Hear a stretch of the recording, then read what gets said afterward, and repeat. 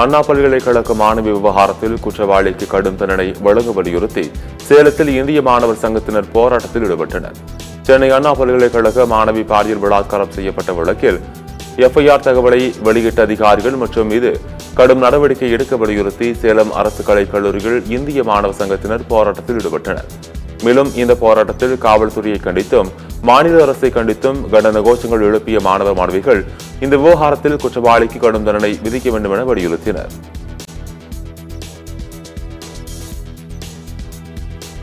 அடிச்சு போட்டு இந்த பாலியல் வன்முறையில் ஈடுபட்டிருக்கிறாங்க அப்படிங்கிற தகவல் வெளியே இருக்குது. ஆனா மாணவிக்கு புகார் கொடுத்தது 2 பேரும் சொல்லி புகார் கொடுத்திருக்கிறாங்க.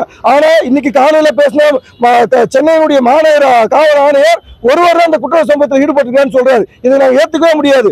மாணவி 2 பேரும் சொல்லிக்கிறாங்க. இன்னொரு குற்றவாளியும் உடனடியாக தீவிர விசாரணை செய்து கைது செய்து கடுமையான தண்டனை வழங்கப்படணும். அதே போல ஒரு முதலமைச்சரின் கட்டுப்பாட்டில் இருக்கக்கூடிய தமிழக காவல்துறை எஃப்ஐஆர் பதிவு பண்றாங்க. அந்த எஃப்ஐஆர் எப்படி லீக் அவுட் ஆகுது? இது அந்த மாணவிய ஒரு மன உளைச்சலுக்கு ஆளக்கூடிய செயல் இன்னைக்கு என்பது நடந்திருக்குது. உடனடியாக அந்த காவல்துறை அதிகாரி யார் லீக் அவுட் பண்ணாங்களோ அவர்கள் மீதும் உடனடியாக நடவடிக்கை எடுக்கும்னு சொல்லி இந்த போராட்டத்தை நடத்திட்டு இருக்கிறோம்.